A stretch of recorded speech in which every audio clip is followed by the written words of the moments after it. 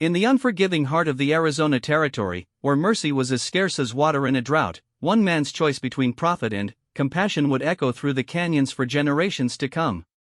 When Samuel McKenna heard that desperate cry pierce the desert silence, he had no idea that his next decision would transform him from a hardened cattle baron into something he never thought possible, a man who could forgive the unforgivable.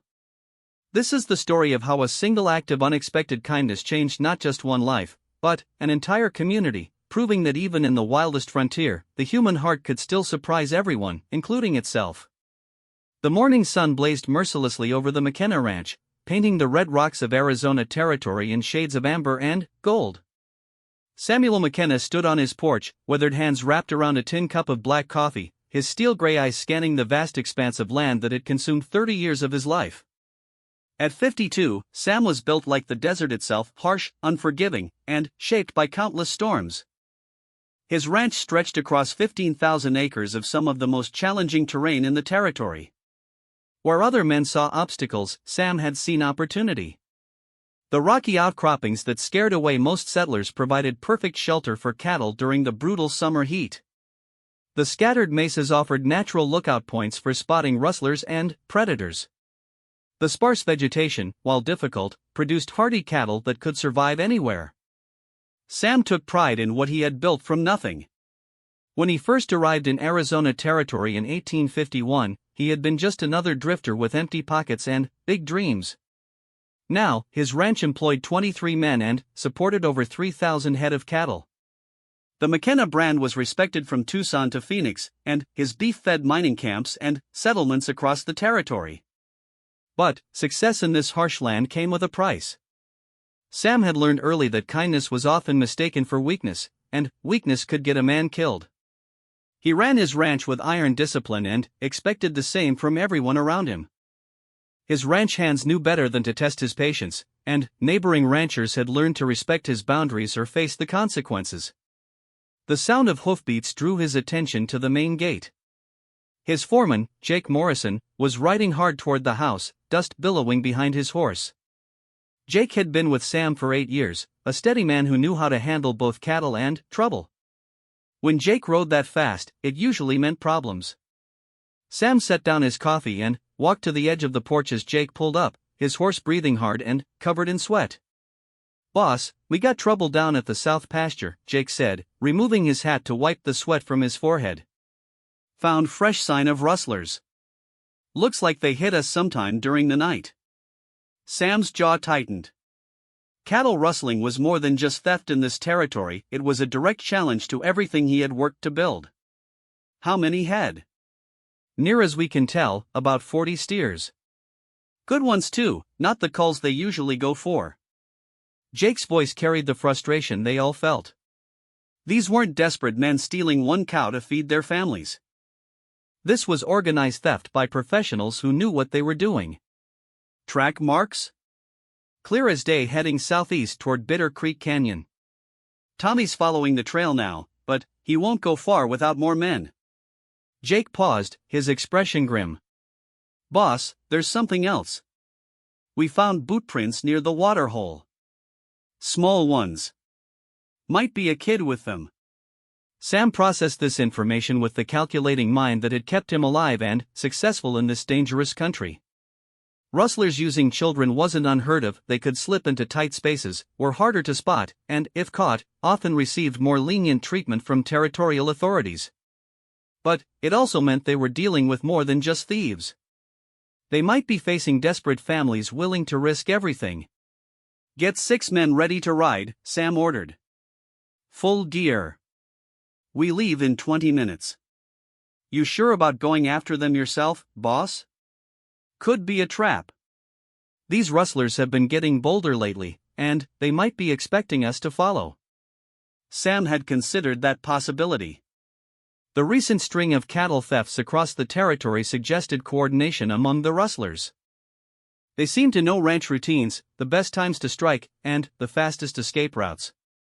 But Sam McKenna hadn't built his reputation by backing down from fights. "They stole my cattle, Jake. That makes it personal." Sam's voice carried the cold finality that his men had learned to recognize. When the boss used that tone, the discussion was over. As Jake rode off to gather the men, Sam went inside to prepare. His house was as practical and unadorned as the man himself. The main room served as both kitchen and sitting area, with a large stone fireplace dominating one wall. A simple wooden table, for chairs, and a few basic cooking implements comprised most of the furniture. The only decoration was a faded photograph of his younger brother Thomas, killed in a mining accident 15 years ago. Sam strapped on his gun belt and checked his Colt .45. The weapon was well maintained but showed the wear of constant use. He had purchased it in Tucson in 1857, and it had served him well through range wars, Indian raids, and countless confrontations with rustlers and claim jumpers. He hoped he wouldn't need it today, but experience had taught him to be prepared for anything. From a locked cabinet, he retrieved his Winchester rifle and a box of ammunition. The rifle was newer, purchased just 2 years ago when the latest model became available. In country where a man might need to make a shot at 300 yards, having the best equipment wasn't luxury, it was survival. Outside, his men were already assembled. Sam had handpicked each member of his crew, and they represented some of the best cowboys in the territory. There was Miguel Santos, a vaquero from Sonora who could track a ghost across solid rock. Charlie Brennan, a former cavalry sergeant who knew more about tactics and strategy than most military officers. Young Pete Wilson, barely 20 but already showing the skills of a seasoned ranch hand. Each man was mounted and ready, their faces showing the grim determination that came with years of defending their home. Sam mounted his horse, a powerful bay gelding named Thunder that he had raised from a colt. The horse was as tough and reliable as his owner, bred for endurance rather than speed. In country where a horse's strength could mean the difference between life and death, Thunder had never let him down. They rode out at a steady pace, following the clear trail left by the rustlers. The thieves had made little effort to hide their tracks, which concerned Sam. Professional rustlers usually took more care to cover their trail. Either these men were amateurs, or they were confident enough to think they couldn't be caught. The trail led through some of the roughest country on the ranch. Rocky arroyos carved by flash floods twisted between towering mesas, creating a maze of potential hiding places. The rustlers seemed to know the area well, taking routes that would be difficult to follow and even more difficult to navigate with stolen cattle. As they rode deeper into the Badlands, Sam found himself thinking about the changes he had seen in the territory over the past decade. When he first arrived, the biggest threats had been Apache raids and claim jumpers. Now, with the Indian Wars largely over and more settlers arriving every month, the nature of the problems had changed. Organized crime was becoming more common, and the territorial government seemed unable or unwilling to address it effectively. The sound of distant gunfire brought Sam's attention back to the immediate situation. 3 quick shots echoed off the canyon walls, followed by silence. The shots had come from somewhere ahead, in the direction the rustlers had been traveling. Sam raised his hand, signaling his men to halt. They sat in silence, listening for additional sounds. In this country, gunshots could mean many things: a hunter taking game, someone signaling for help, or the sound of men dying. Without more information, there was no way to tell which it might be. Charlie Brennan guided his horse closer to Sam. "Could be Tommy," he said quietly. He was supposed to stay with the trail but not engage. The possibility that one of his men might be in danger changed everything. Sam had a responsibility to his employees that went beyond their wages. These men had chosen to work for him, trusting that he would look out for their welfare. He had never betrayed that trust, and he wasn't going to start now. "Miguel, can you get ahead and scout without being seen?" Sam asked. The experienced vaquero nodded. Miguel had grown up in country like this and could move through terrain that would challenge a mountain goat. He dismounted and handed his reins to Pete Wilson, then disappeared into the rocks as silently as a shadow. While they waited for Miguel's report, Sam studied the surrounding terrain. The canyon they were in was narrow, with steep walls on both sides. It would be an ideal place for an ambush, but it was also the only practical route for moving stolen cattle. The rustlers would have had little choice but to come this way. 15 minutes later, Miguel reappeared as suddenly as he had vanished. His expression was troubled as he approached Sam. "Boss, you need to see this," Miguel said, his usual calm demeanor shaken. "It's not what we expected." They followed Miguel through a narrow gap between two boulders, leading their horses single file through the rocky passage. On the other side, the canyon opened into a small basin surrounded by high walls. In the center of the basin, near a small spring, they found what remained of the rustlers' camp. But, instead of hardened criminals, they discovered a family in desperate circumstances. A woman, clearly exhausted and malnourished, sat beside the spring cradling a young child who appeared to be unconscious or extremely ill. An older boy, perhaps 12 years old, stood protectively nearby, holding an ancient shotgun that looked like it might explode if fired. The stolen cattle were there, grazing peacefully around the spring. But, the scene before them was far from what any of the men had expected to find. Tommy Rodriguez, Sam's scout, emerged from behind a boulder, his rifle lowered but ready. "Boss, I heard movement and took a position to observe. When I saw it was a family, I fired the warning shots to keep them in place but didn't advance. Wasn't sure what you'd want me to do." Sam studied the situation carefully. The woman looked up at him with eyes that held both fear and defiance. Even in her desperate condition, she was prepared to protect her children. The older boy's hands shook as he held the shotgun, but his stance showed he was willing to use it if necessary. "Ma'am," Sam said, dismounting and approaching slowly with his hands visible and empty. "I'm Samuel McKenna. These are my cattle you have here." The woman struggled to stand, still holding the sick child. "I know who you are, Mr. McKenna. I also know what we've done." Her voice was hoarse but steady. "My name is Mary Connor. These are my sons, David and little Thomas. We took your cattle because we're desperate, and I won't apologize for trying to keep my children alive." Sam looked more closely at the family.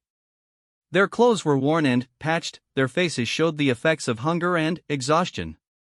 The sick child in his mother's arms was burning with fever, his breathing shallow and labored. This wasn't a family of professional rustlers, these were people who had been pushed beyond the limits of endurance. "Where's your husband, Mrs. Connor?" Sam asked, though he suspected he already knew the answer. "Dead," she replied simply. "Killed in a mine cave-in outside Prescott 3 weeks ago. The mining company said it wasn't their fault and refused to pay anything to his family. They gave us 2 days to get out of company housing before they'd have us arrested for trespassing." The story was familiar to Sam. Mining companies throughout the territory operated with minimal safety standards and even less regard for the welfare of their workers' families. When men died in accidents, their families were often left with nothing and no legal recourse. "So you decided to become cattle rustlers?" Charlie Brennan's voice carried skepticism and disapproval. Mary Connor's eyes flashed with anger. "I decided to do whatever was necessary to save my children's lives. We've been walking for 2 weeks, sleeping in caves and under rocks. Thomas has been sick for 4 days, and he's getting worse. David hasn't had a real meal in longer than I care to remember." She paused, her voice breaking slightly. "I know stealing is wrong, Mr. McKenna. I was raised better than this. But, when you're watching your children starve, you discover you're capable of things you never thought possible." Sam looked at his men and saw his own confusion reflected in their faces. They had ridden out expecting to confront hardened criminals, not a desperate family trying to survive. The situation called for a decision that would define not just this moment, but the kind of man Samuel McKenna truly was. The sick child stirred in his mother's arms, opening fever-bright eyes that seemed too large for his pale face. He looked up at Sam with the trusting gaze that only small children possessed, seeing a stranger but sensing no immediate threat. In that moment, Samuel McKenna faced a choice that would challenge everything he thought he knew about justice, mercy, and what it meant to be a man in this harsh and unforgiving land. Sam McKenna stood in the desert silence, feeling the weight of decision pressing down on him like the merciless Arizona sun. His men waited behind him, hands resting casually near their weapons, ready to follow whatever order he gave. The Connor family huddled together by the spring, their fate hanging on the words of a man known throughout the territory for his unwavering adherence to frontier justice. For 30 years, Sam had lived by a simple code: take what belonged to you, protect what was yours, and never show weakness that others could exploit. That code had kept him alive through Indian wars, range disputes, and countless confrontations with men who saw kindness as an invitation to take advantage. It had built his ranch into one of the most successful operations in the territory. But, looking at Mary Connor's gaunt face and her sick child's labored breathing, Sam found his certainty wavering for the first time in decades. "Charlie," he said quietly, not taking his eyes off the family. "Ride back to the ranch and bring Dr. Harrison out here. Tell him it's urgent." Charlie Brennan's weathered face showed surprise. "Boss, are you sure about that? The doc doesn't make house calls to rustlers. Tell him Samuel McKenna is requesting his services and that I'll pay double his usual fee." Sam's tone carried the authority that had made him successful, but there was something else in it now, something his men had never heard before. "What about them?" Jake Morrison gestured toward the Connor family. "And the cattle?" Sam walked closer to Mary Connor, close enough to see the exhaustion etched in every line of her face. She had been beautiful once, he realized. Even now, despite the hardships she had endured, there was a strength in her bearing that commanded respect. "Mrs. Connor, your boy needs medical attention that I can't provide out here. My ranch is 6 miles northeast of here. Dr. Harrison is the best medical man in the territory, and he'll be there within a few hours." Mary's eyes narrowed with suspicion. "And then, what? You turn us over to the territorial marshal? We hang for cattle rustling while my son dies of fever?" The question hung in the air like gun smoke. Everyone present knew the law regarding cattle theft. In a territory where a man's livestock often represented his entire life's work, stealing cattle was considered one of the most serious crimes possible.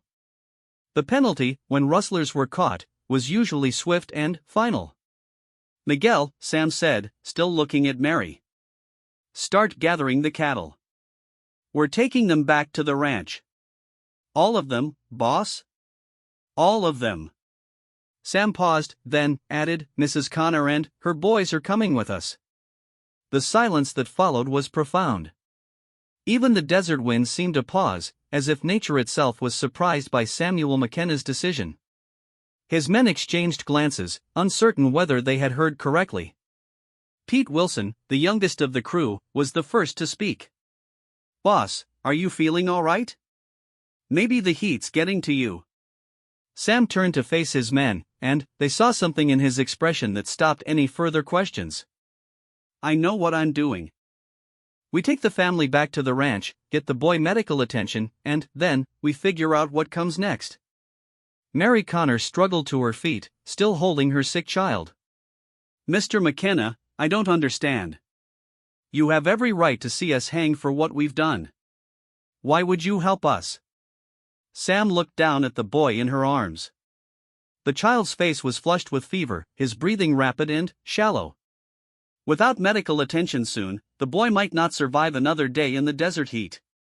"Because, Mrs. Connor, sometimes a man has to choose between what's legal and what's right. Today, I'm choosing what's right." The ride back to the ranch was slow and careful. Mary Connor rode behind Sam on his horse, holding her sick son while he guided Thunder with extra caution to avoid jarring the boy. David Connor, the 12-year-old, rode with Miguel Santos, his eyes wide as he took in the vast expanse of the McKenna Ranch. As they traveled, Sam found himself questioning his decision.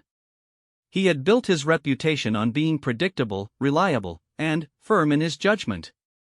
Men knew where they stood with Samuel McKenna because he never deviated from his principles. Now, in the space of a few minutes, he had thrown away 30 years of consistency. But every time he began to doubt himself, he felt the weight of the sick child against his back and heard Mary Connor's quiet words of gratitude. There was something about this family that had reached past his defenses and touched something he thought he had buried long ago, his capacity for mercy. When they crested the final hill before the ranch house, Sam saw Dr. Elijah Harrison's familiar black buggy already waiting in the yard. Charlie had made good time, and the doctor had responded with his usual professionalism.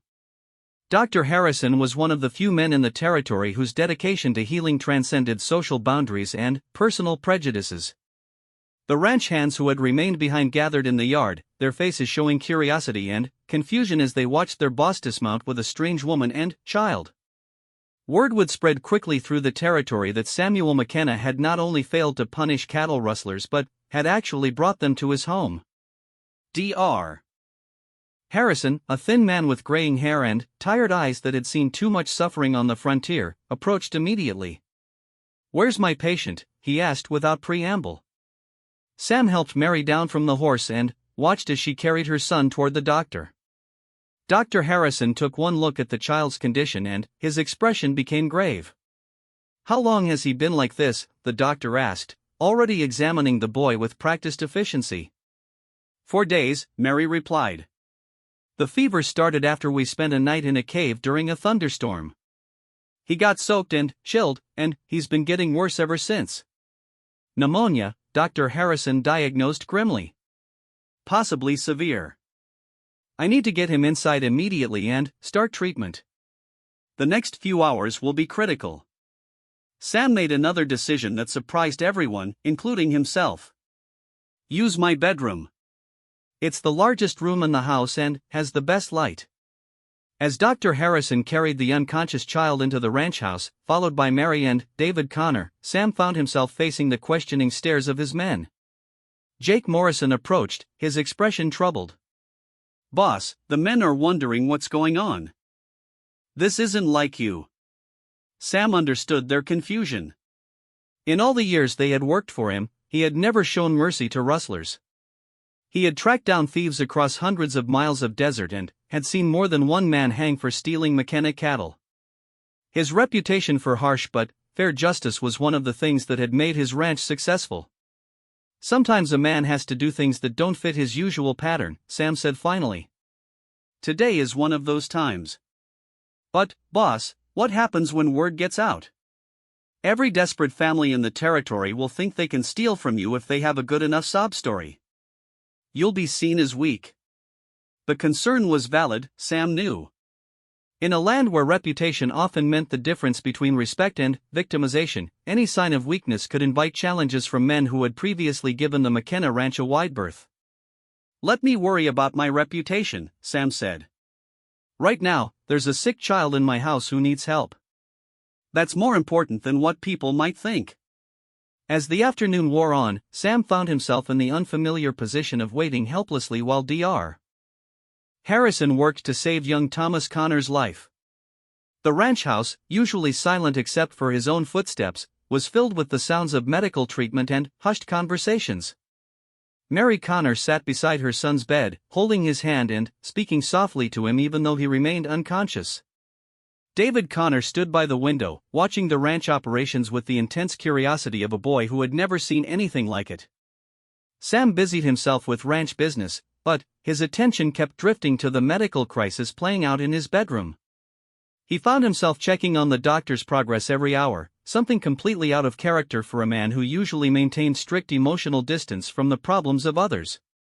As evening approached, Dr. Harrison finally emerged from the bedroom, his sleeves rolled up and his shirt stained with the evidence of his efforts. His expression was cautiously optimistic. "The boy will live," the doctor announced. "The pneumonia was severe, but we caught it in time. He'll need several days of rest and careful monitoring, but he should recover fully." Sam felt a relief that surprised him with its intensity. "What does he need?" "Rest, good food, clean water, and someone to watch him around the clock for the next few days. Any sign of relapse could be dangerous." Dr. Harrison paused, studying Sam's face. "Samuel, I've known you for 15 years, and this isn't the man I thought you were." "Maybe it's not the man I thought I was either," Sam admitted. That evening, as the sun set behind the western mountains, Sam found himself sitting on his porch with Mary Connor while her son slept inside. It was the first time in years that he had shared his evening's solitude with anyone, and he discovered that the companionship was not unwelcome. "Mr. McKenna," Mary said quietly, "I need to know what you expect from us. You saved my son's life, and I'm grateful beyond words. But I'm not naive. Men like you don't perform acts of charity without expecting something in return." Sam considered her words carefully. She was right to be suspicious. In his world, kindness usually came with a price, and debts were always collected eventually. Mrs. Connor, I'm still trying to figure that out myself. A few hours ago, I was ready to see you hang for stealing my cattle. Now I find myself wanting to help you rebuild your life. And, what changed your mind? Sam looked out at the star-filled desert sky, searching for words to explain something he didn't fully understand himself. I think it was looking at your boy and remembering what it felt like to be helpless. I lost my own brother 15 years ago, and there was nothing I could do to save him. Today, maybe I could save yours. Mary was quiet for a long time, processing his words. Mr. McKenna, if you're offering us charity, I have to tell you that we're not charity cases. Before my husband died, we were respectable people. I can read and write, I can keep books, and I can work as hard as any man.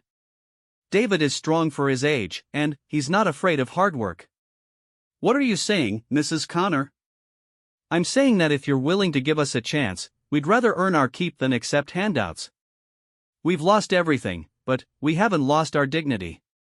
Sam found himself respecting this woman even more. In a territory where many people were quick to accept charity rather than work for their survival, Mary Connor was insisting on earning her way. It was an attitude he could understand and appreciate. The ranch can always use good workers, he said carefully. But, you need to understand something. If you stay here, people will talk. A widowed woman with children working on a bachelor's ranch will give the gossips plenty to whisper about.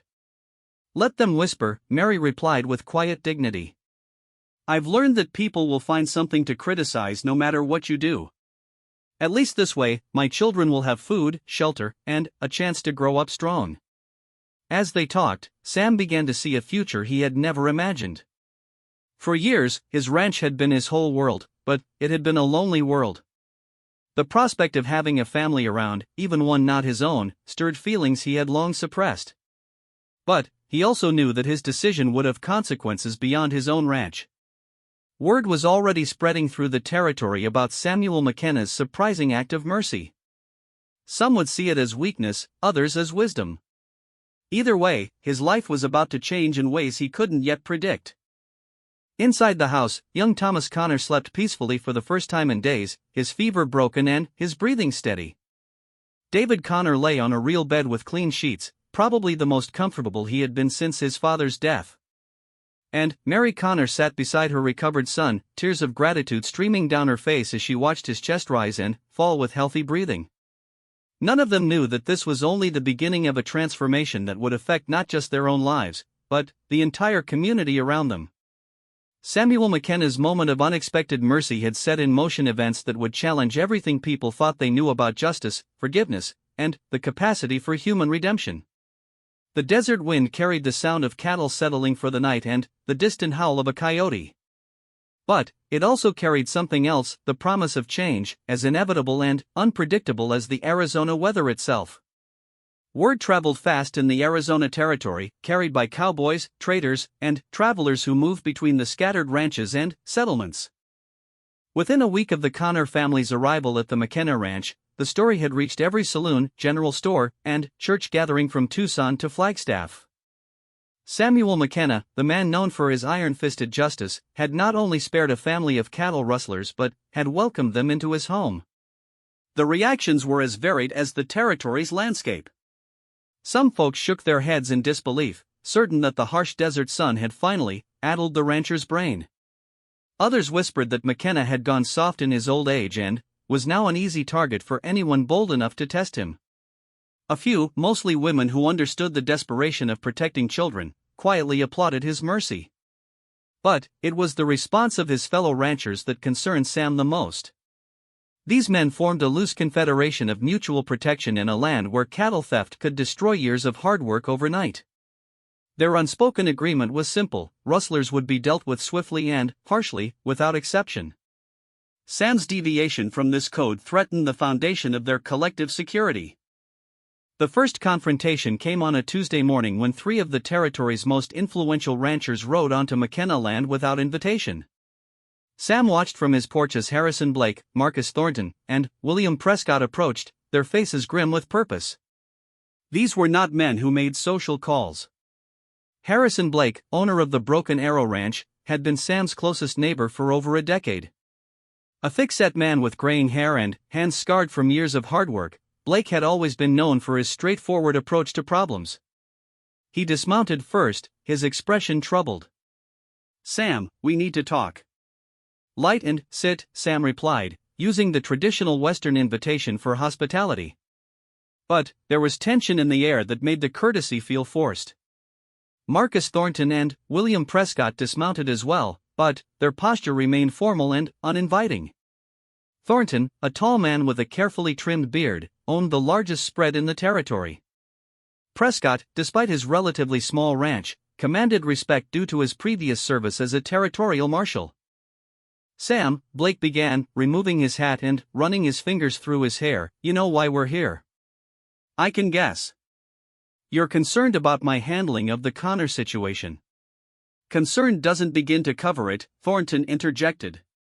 His voice carried the authority of a man accustomed to having his opinions respected.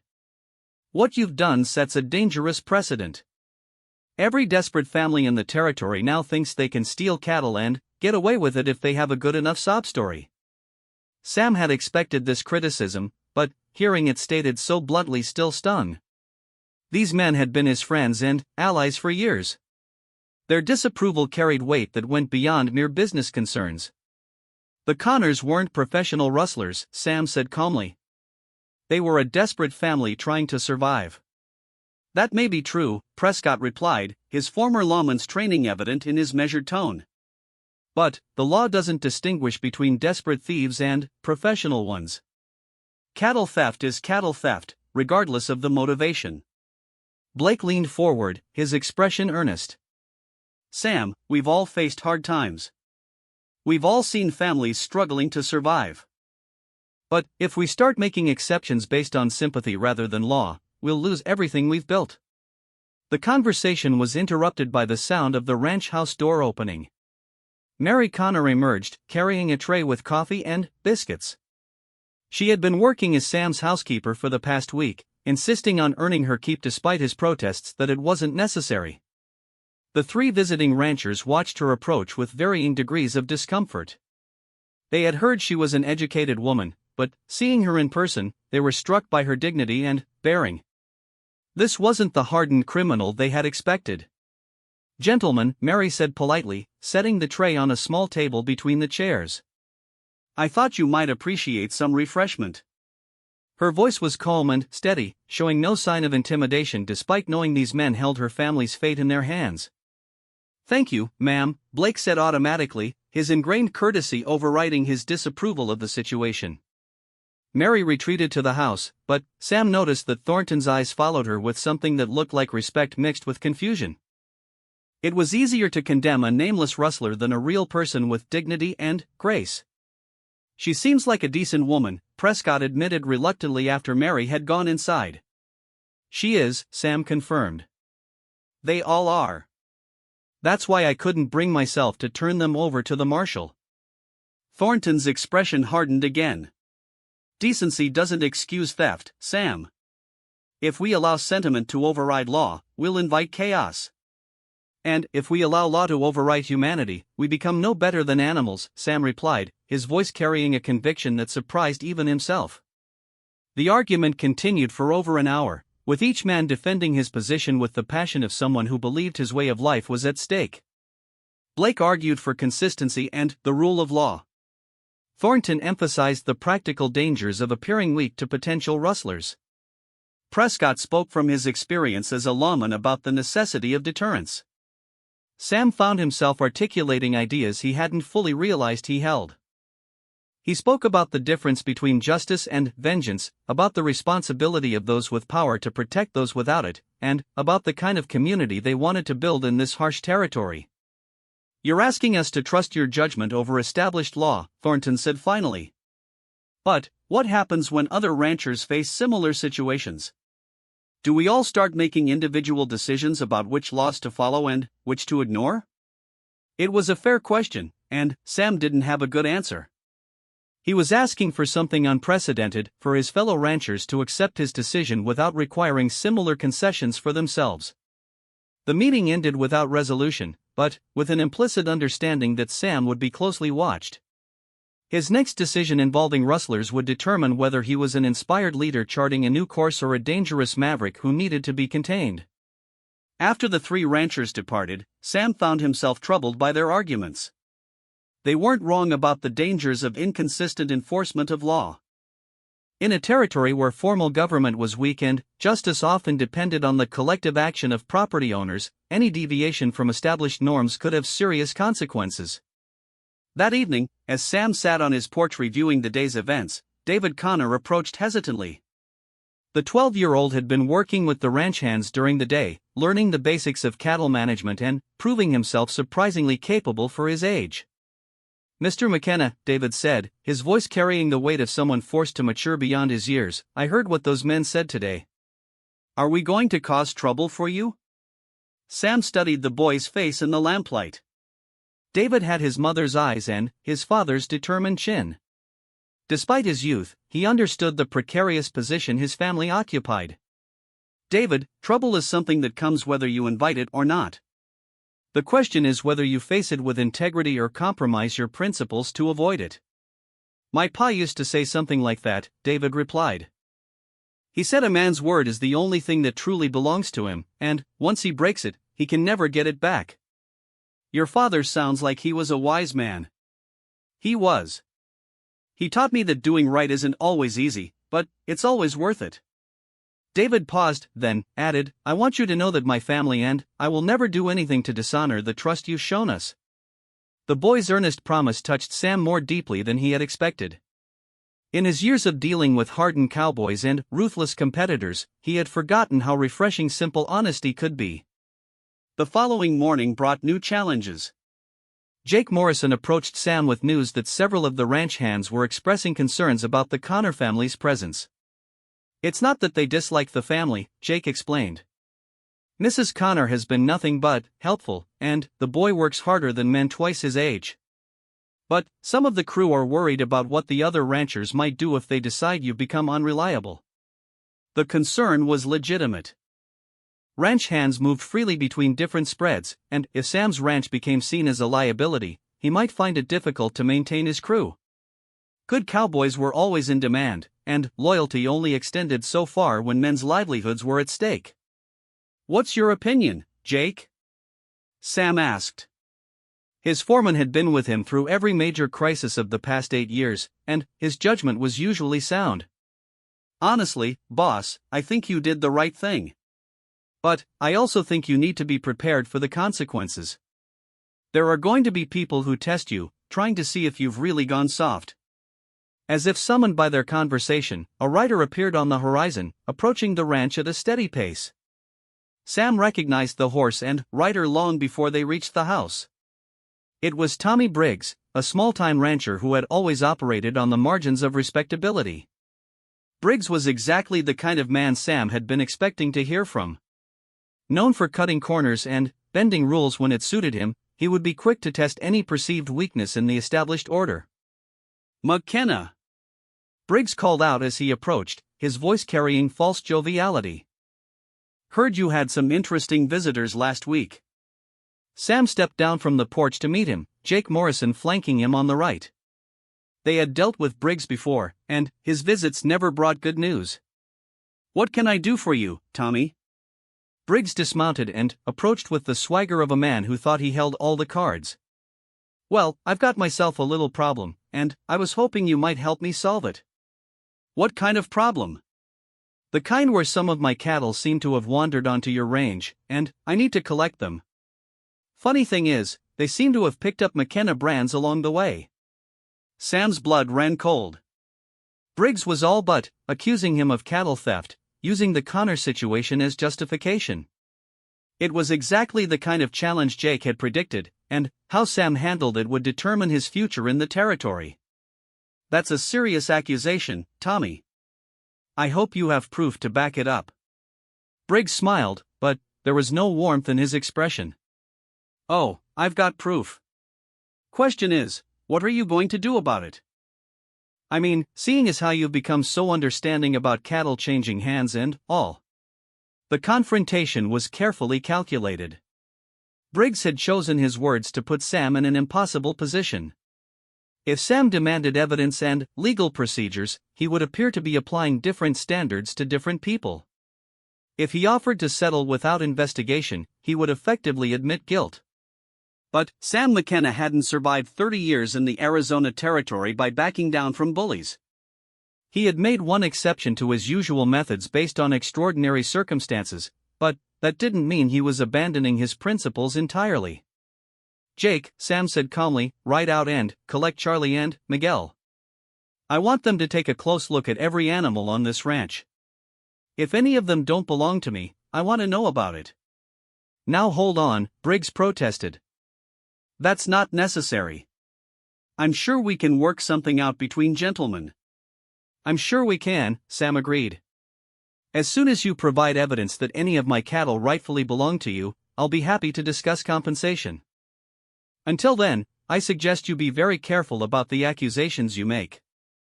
The steel in Sam's voice reminded everyone present why he had earned respect throughout the territory. Mercy was one thing, but weakness was something entirely different. Briggs left without pursuing his accusations further, but Sam knew this was only the beginning. Word would spread that Samuel McKenna could still be dangerous when pushed too far, but the Connor incident had opened a door that would be difficult to close. That evening, as the family gathered for dinner, Sam found himself looking at Mary and her sons with new eyes. They had become symbols of something larger than themselves, a test of whether mercy and justice could coexist in a harsh land that typically demanded one or the other.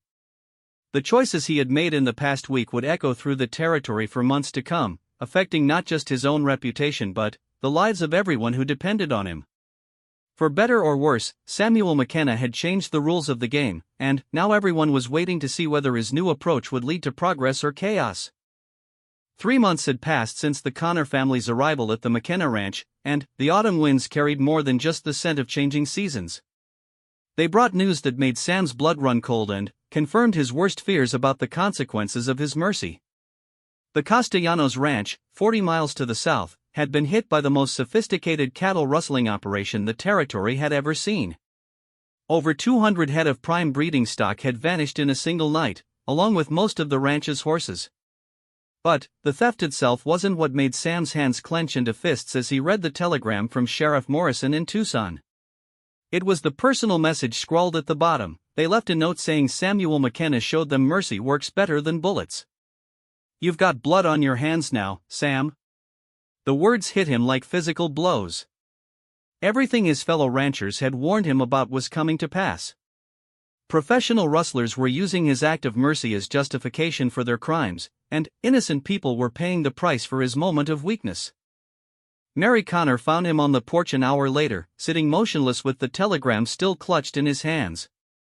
She had learned to read his moods over the past months, and the expression on his face made her approach cautiously. "Sam, what's wrong?" she asked, using his first name as she had begun doing in recent weeks. He handed her the telegram without speaking. As she read it, he watched her face pale with understanding. She sank into the chair beside him, her hands trembling slightly. "This is because of us, isn't it?" she said quietly. "Because you showed mercy to my family, other people think they can take advantage of your kindness. It's not your fault, Mary. The choice was mine, and the consequences are mine to bear." But even as he spoke the words, Sam felt the crushing weight of responsibility. The Castellanos family had lost their life's work, and it was directly connected to his decision to spare the Connors. How many more ranchers would suffer because criminals believed Samuel McKenna had gone soft? "What are you going to do?" Mary asked. Sam stood and walked to the edge of the porch, staring out at the vast expanse of his ranch. For months, he had been questioning everything he thought he knew about justice and mercy. Now, reality was forcing him to confront the true cost of his choices. "I'm going to ride to Tucson and meet with Sheriff Morrison. Then, I'm going to find these rustlers and show them that mercy has its limits." "And us? What happens to my family?" Sam turned to look at her, seeing the fear she was trying to hide. Mary had grown to trust him over the past months, and her sons had begun to see him as something approaching a father figure. The prospect of losing the first stability they had known since their husband and father's death was terrifying. "Nothing changes that," Sam said firmly. "You and the boys are part of this ranch now. Whatever happens with the rustlers, that doesn't change." Relief flooded Mary's features, but she was still troubled. "Sam, if these men are using our story to justify their crimes, maybe we should leave. I couldn't bear the thought that our presence is putting other families at risk." The offer touched Sam deeply. Mary was willing to sacrifice her family's security to protect others from the consequences of his decision. It was exactly the kind of selfless gesture that had convinced him to help them in the first place. "You're not going anywhere," he said with finality. "Running away won't solve this problem. These rustlers would find some other excuse for their crimes if they didn't have ours to use." That evening, Sam called a meeting of his ranch hands to explain the situation. The men gathered in the barn after dinner, their faces serious as they listened to their boss outline the crisis facing the territory. "I won't lie to you," Sam told them. "My decision to help the Connor family has caused complications that none of us anticipated. There are rustlers out there using that decision to justify their crimes, and it's putting every ranch in the territory at risk." Charlie Brennan, now Sam's most trusted hand after Jake Morrison's promotion to assistant foreman, spoke up first. "Boss, what you did was right. If some criminals want to twist that into an excuse for theft, that's on them, not you." "The other ranchers don't see it that way," Sam replied. "Some of them are talking about organizing a vigilante committee to deal with the rustler problem. If they do that, it could mean war between the ranches and whoever they decide is responsible." Miguel Santos raised his hand. "What do you want us to do, Senor Sam?" "I want every man to be extra vigilant. Double the night watches, check the herds twice daily, and report anything unusual immediately. I also want you to know that anyone who wants to leave can do so without hard feelings. I won't ask you to risk your lives because of my decisions." The response was immediate and unanimous. To a man, the ranch hands declared their loyalty to Sam and their willingness to face whatever dangers lay ahead. It was a show of support that strengthened his resolve even as it increased his sense of responsibility. The next morning, Sam prepared to ride to Tucson to meet with Sheriff Morrison and coordinate a response to the rustler threat. As he was saddling Thunder, David Connor approached with a determined expression that reminded Sam powerfully of the boy's mother. "Mr. McKenna, I want to come with you," David said. "This is dangerous business, son. You belong here with your family. My family is safe because of what you did for us. If there are men out there using our story to hurt other people, I want to help stop them." Sam studied the boy's face, seeing a maturity that went far beyond his 14 years. David had grown considerably during his time at the ranch, both physically and emotionally. The scrawny, frightened child who had pointed a shotgun at him 6 months ago had become a capable young man who could handle himself in most situations. "Your mother would never forgive me if something happened to you. My mother raised me to stand up for what's right, even when it's dangerous," David replied. "Besides, I know this country better than most men twice my age. I might be useful to have along." The argument continued for several minutes, but Sam eventually found himself swayed by the boy's determination and his undeniable knowledge of the territory. David had spent months riding with the ranch hands and had proven himself capable of handling dangerous situations with remarkable composure. They rode out together as the sun crested the eastern mountains, following the well-traveled road that connected the scattered communities of the Arizona Territory. The journey to Tucson would take most of the day, giving them time to discuss strategy and prepare for what promised to be a difficult confrontation with territorial authorities. As they traveled, David surprised Sam with the depth of his understanding of the political situation facing the territory. Despite his youth, the boy had listened carefully to the conversations of adults and had formed thoughtful opinions about the challenges of maintaining law and order in such a vast and sparsely populated region. "Mr. McKenna," David said as they paused to water their horses at a creek, "do you regret helping my family?" The question was one Sam had been asking himself repeatedly over the past months. The honest answer was complicated, mixing genuine satisfaction at helping a deserving family with growing concern about the broader consequences of his decision. I don't regret helping your family, David. I regret that there are men evil enough to use that help as an excuse to hurt others. But, if you had it to do over again, would you make the same choice? Sam considered the question carefully. Despite all the problems that had followed, he couldn't honestly say he would choose differently. The memory of young Thomas Connor's fever-bright eyes and Mary's desperate courage still moved him deeply. Yes, he said finally. I would make the same choice. But, I would also be better prepared for the consequences. They reached Tucson in the late afternoon and found the town buzzing with tension. News of the Castellanos ranch raid had spread quickly, and there was talk of forming a citizens' committee to take action against the rustler threat. Sheriff Morrison met them at his office, his face grim with the weight of responsibility.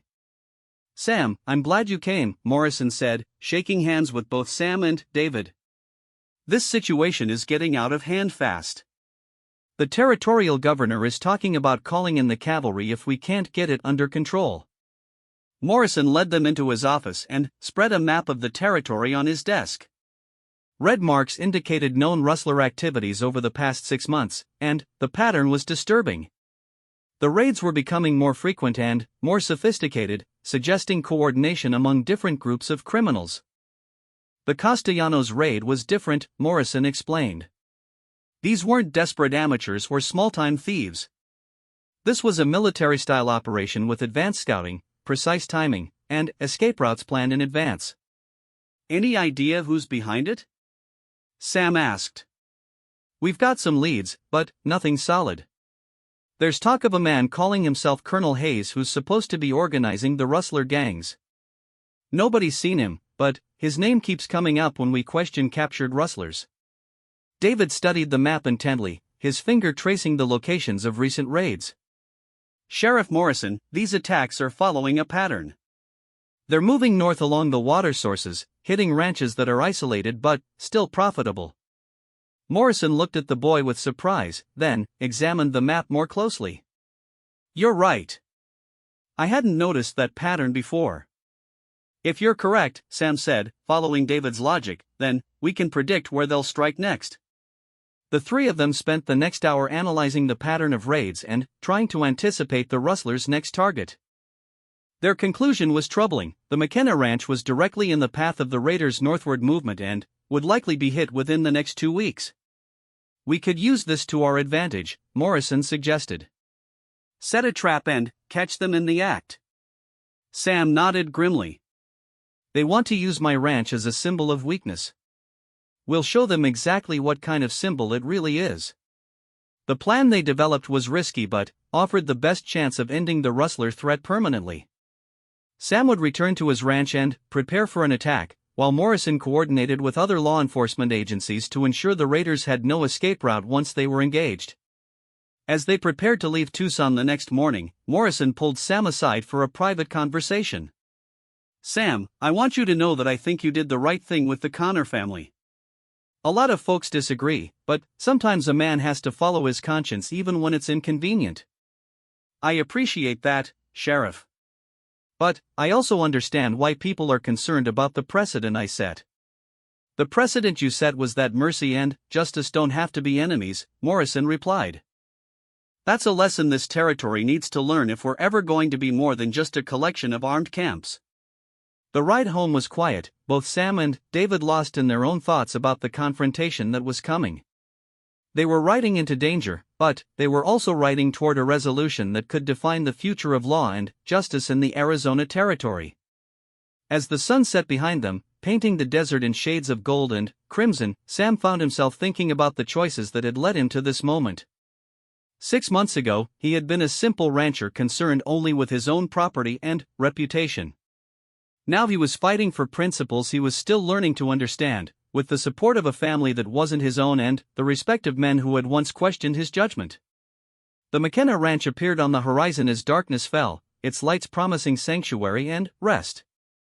But Sam knew that sanctuary was temporary. Soon, very soon, his ranch would become a battleground where the future of the territory would be decided by the actions of desperate men and the courage of those who stood against them. The attack came on a moonless night in November, just as Sam had predicted. The rustlers moved like ghosts across the desert, their faces blackened with charcoal and their horses' hooves wrapped in cloth to muffle sound. They had studied the McKenna Ranch for weeks, noting guard positions, patrol schedules, and the layout of buildings.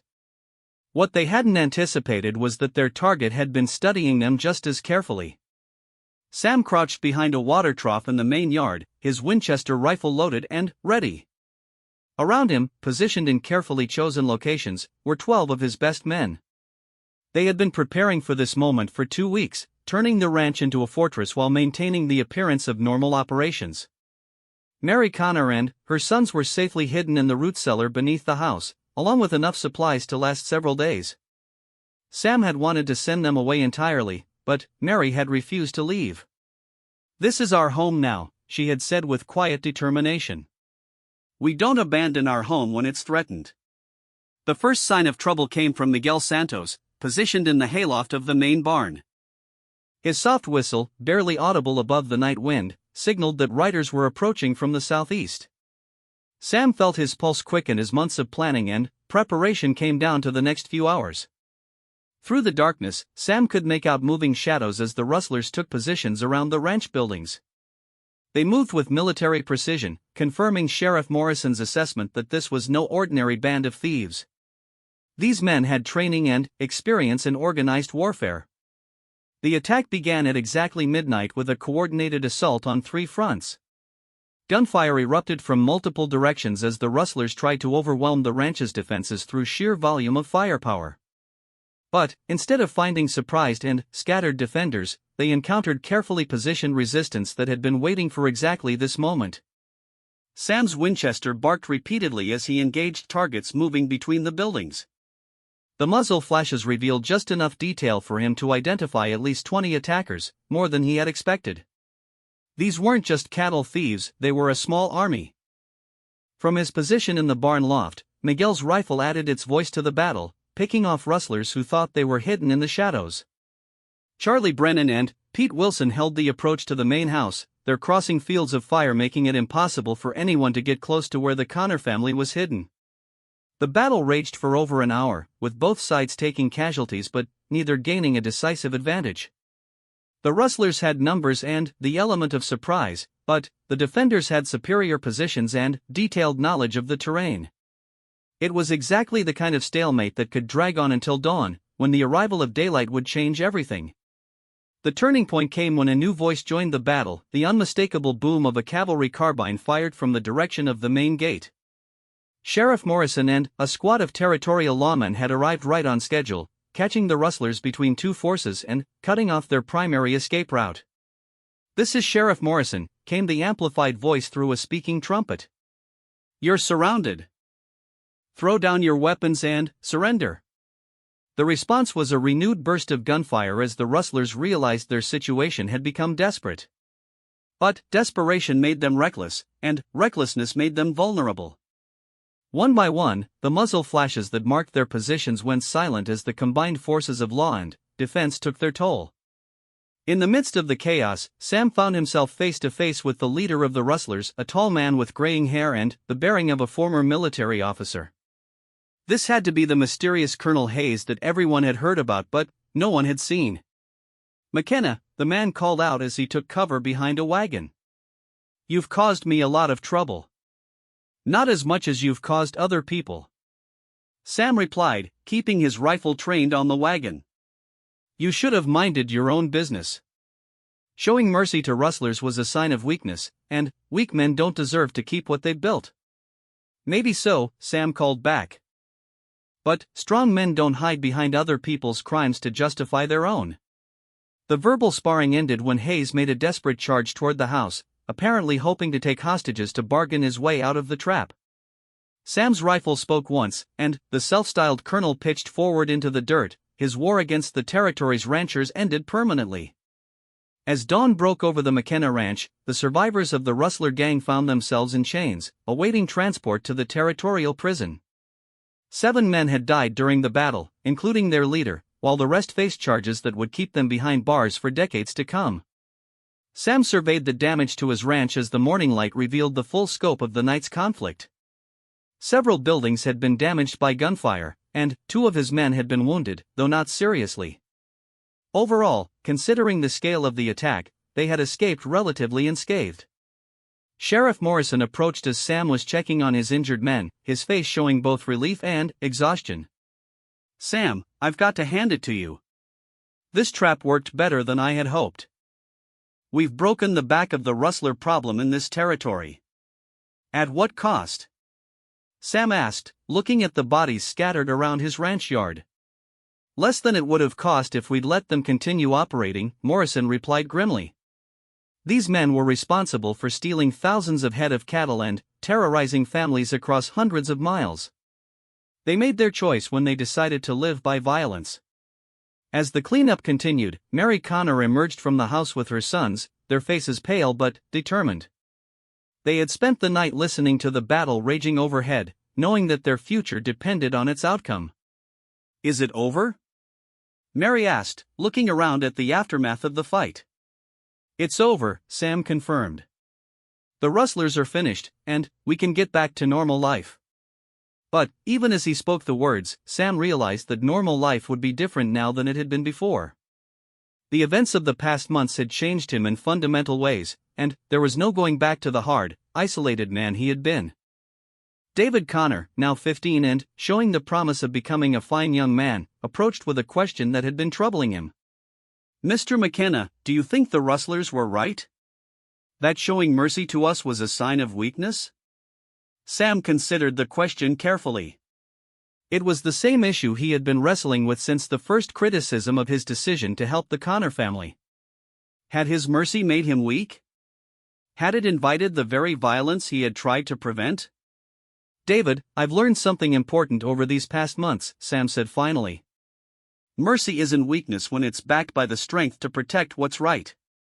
What made those rustlers think they could take advantage of me wasn't my kindness to your family, it was their assumption that kindness and strength couldn't coexist." The boy nodded thoughtfully, processing the lesson in the way of young people who are still forming their understanding of the world. In the weeks that followed the battle, the story of Samuel McKenna's stand spread throughout the territory and beyond. But it wasn't just a story about defeating rustlers, it was a story about the possibility of building a different kind of community in the harsh frontier. Other ranchers began to reconsider their harsh policies toward desperate families, realizing that mercy and security didn't have to be mutually exclusive. Several established funds to help widows and orphans, preventing the desperation that might drive good people to crime. The Connor family officially became part of the McKenna Ranch, with Mary serving as the ranch's bookkeeper and general manager while her sons learned the cattle business from the ground up. Sam discovered that having a family around, even one not his own, brought a richness to his life that he had never experienced before. But, perhaps the most significant change was in Sam himself. The man who had once ruled through fear and intimidation learned to lead through respect and loyalty. His ranch became known not just for its efficiency and profitability, but for its fairness and its willingness to give deserving people second chances. 2 years after the battle with the rustlers, Sam was elected to the territorial legislature on a platform of balanced justice, firm enforcement of law combined with understanding of human nature and circumstances. His first speech as a legislator focused on the need for mercy to temper justice, and for communities to support their most vulnerable members rather than simply punish their failures. Mary Connor became Mary McKenna in a simple ceremony attended by ranch hands, neighboring families, and territorial officials who had once questioned Sam's judgment. Their marriage wasn't born of passionate romance but of deep mutual respect and shared values.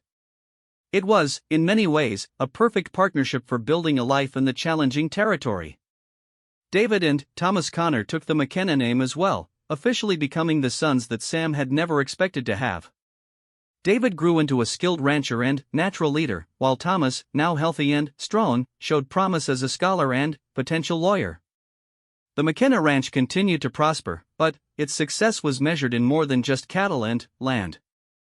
It became a symbol of the kind of community that could thrive in even the harshest circumstances when people were willing to balance strength with compassion.